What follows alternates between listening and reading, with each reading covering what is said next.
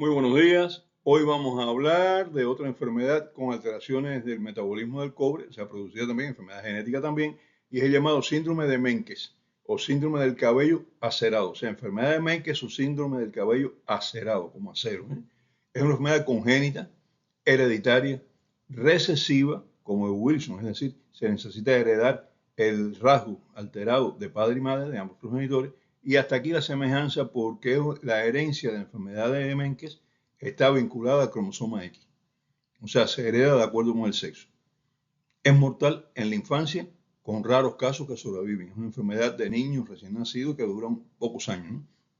Su frecuencia es mucho menos que la de, bueno, mucho menos que la del Wilson relativamente, porque se calcula que es una de cada 100.000 personas a una en cada 300.000 nacidos vivos, desde luego. Y el Wilson decíamos que era uno de cada 30.000 nacidos vivos o de cada 50.000. O sea que esta enfermedad viene teniendo una frecuencia que es la mitad o menos de la mitad de la enfermedad de Wilson.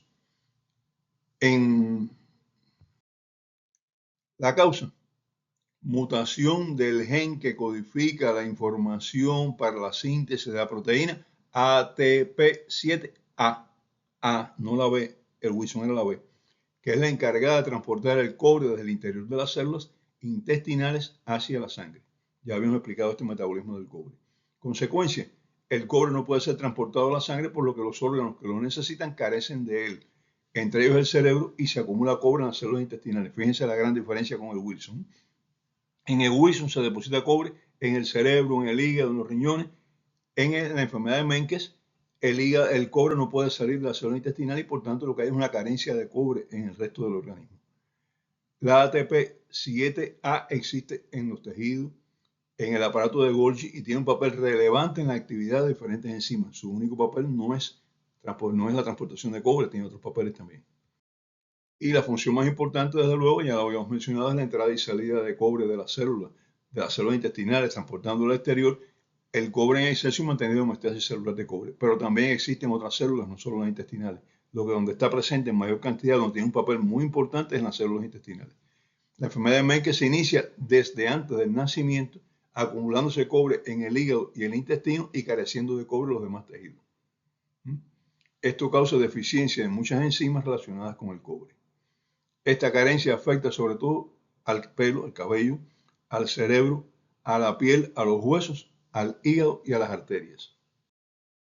El cuadro clínico es muy característico y desde el nacimiento del bebé pueden observarse la piel, que es una piel muy arrugada, sobre todo en el cuello, puede observarse micrognatia, o sea, la mandíbula pequeña, hipotonía muscular, retraso en el desarrollo, el cabello descolorido, retraso mental severo. Son las características básicas de la enfermedad de Menkes y por lo general estas manifestaciones clínicas son evidentes desde el nacimiento, pero pueden ser más leves e ir acentuándose en los primeros 2 o 3 años de vida. La mayoría de los pacientes fallecen antes de los 3 años, pero algunos sobreviven un poquito más, 4, 5, 6 años, no mucho más. Desde el inicio, la enfermedad de Menkes se caracteriza por neurodegeneración progresiva y degeneración del tejido colágeno, también progresiva. Poco después del nacimiento comienzan a presentar convulsiones.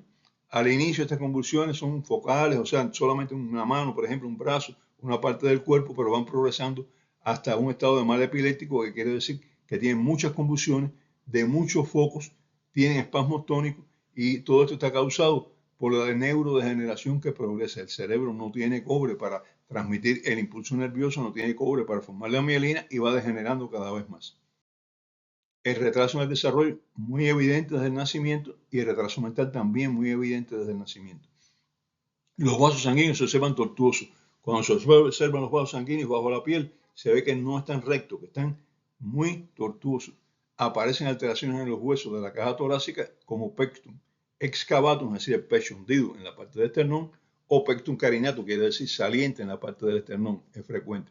Osteopenia, es decir, disminución del calcio en los huesos, fractura de la metáfisis ósea, o sea, de la unión de los extremos de los huesos con la parte de los huesos largos, son muy frecuentes las fracturas aquí, pueden padecer estos niños de estrabismo y la visión es débil. Los cabellos pueden ser normales al nacer, pero es reemplazado con gran rapidez por cabellos finos, escasos y rizados. Los cabellos característicos. Decíamos que se llama síndrome del cabello acerado.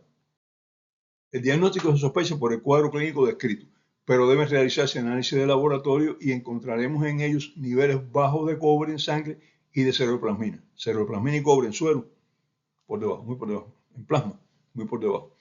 Los exámenes de imagenología del sistema nervioso central muestran atrofia cerebral y retraso en la formación de mielina en el sistema nervioso.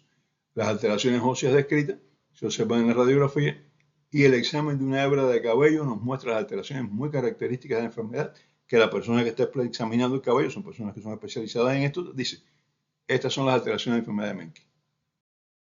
Las pruebas genéticas confirman el diagnóstico y en caso de mujeres portadoras pueden realizarse pruebas genéticas durante el embarazo para ver si la posibilidad de que el embarazo sea de un feto con una enfermedad de Menke. El tratamiento de enfermedad de Menke debe hacerse por un equipo de especialistas y consiste en inyecciones intravenosas de cobre desde los 28 días de nacido. Tratar las convulsiones, evaluar periódicamente las posibles complicaciones que pueden aparecer, utilizar antibióticos para prevenir divertículos en la vejiga que son muy frecuentes y orientar dietéticamente a la familia. El tratamiento es muy complejo, poco efectivo y debe hacerse por varios especialistas, no por un solo especialista. Pronóstico de un paciente con enfermedad de Menke no es bueno. Y bueno, esto fue un programa mucho más corto, así que llegamos al final ya. Muchas gracias por acompañarme hasta aquí.